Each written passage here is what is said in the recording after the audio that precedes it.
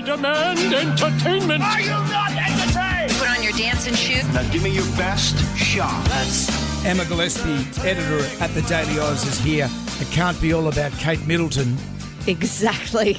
And that goes to the very heart of the conversation I want to have with you today. Meghan Markle, she's back with an Instagram brand, American Riviera Orchid. What the hell is that? Unclear. But she's got a new Instagram page. Yes. It's Kate Middleton's abdominal operation. It's the code name. So Meghan's back. She's launched an Instagram. It came with this 16-second video. It's obviously a lifestyle brand. So we've got this vision of Meghan in this kind of grainy, warm kitchen mixing something. It's very lovely. It's very sort of retro homemaker, domestic goddess.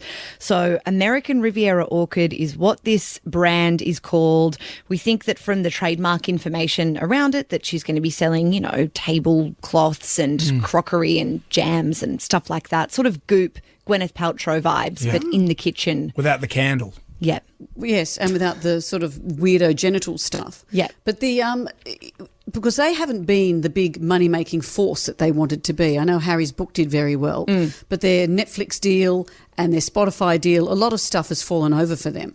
Exactly, and they've kind of fallen out of the conversation a little bit in the last sort of 6 to 12 months, which, you know, critics would say that they probably have hated that. But people are really talking about the timing of this announcement. Obviously, you know, a lot has been discussed about Kate Middleton in recent weeks. And so there's been sort of a two-part argument here that some people are saying that Meghan's launched this lifestyle brand to sort of be like, look at me, there's too much attention on the royals at the moment and we want a piece of that pie. And then other people are saying maybe it's not that sinister. Maybe she's trying to help Kate out. Maybe she's concerned about her. There are reports that she reached out to Kate several times and that she's worried about the sort of Photoshop frenzy and the fallout of that because, you know, Meghan knows what it feels like, I suppose, to be on the Because they receiving were end of that friends stuff. at one stage, weren't they? Well, Did they get Were on? they? Who would know? Who would know? We don't really know a lot. It's been very frosty. What we learnt from the Netflix documentary was that when Meghan and Kate met each other, it was more formal than Meghan was expecting, that she sort of was thinking she was, you know, meeting her partner's family, but then it ended up being very much like, you know, you're meeting potential future colleagues rather than friends and family. But it's English versus America. Yeah. The English are always going to be celebrity and celebrity versus royalty. They're two very different things. Very different. But I've noticed that in recent weeks there's a lot more sympathy for Harry and Meghan and the decision that Harry made to take his family out of this, because it's looking like this might be a toxic family situation that's going on with Kate and Will. Yeah. And that maybe Harry did the right thing by bailing. And what's funny is they've kind of, how the British press have treated Kate the last few weeks has really proven Harry and Meghan's point, which all along was that they were kind of the scapegoats to distract from whatever Will and Kate might have been going through, that they were sort of their PR team would have to deal with messes that they accused Kate and Will's team of planting in the media. So years ago, there were these kind of rumours that maybe Will was having an affair, and around that time is when the hate really ramped up for Meghan, and that they had believed that that came from inside the, in inverted commas, firm, as they call it. And now that Harry and Meghan... It was as if the Sun newspaper, for example, said, well, we've got this story on you, William.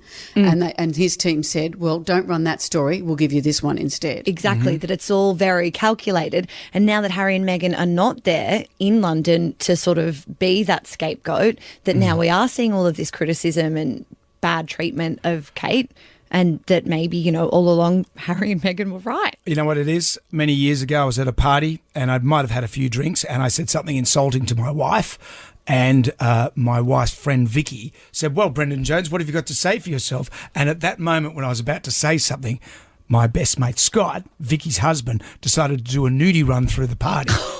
And someone said, that man is naked. And I said, thank you, Scamp. Well done. Nothing to see here. That man was Meghan Markle. And exactly.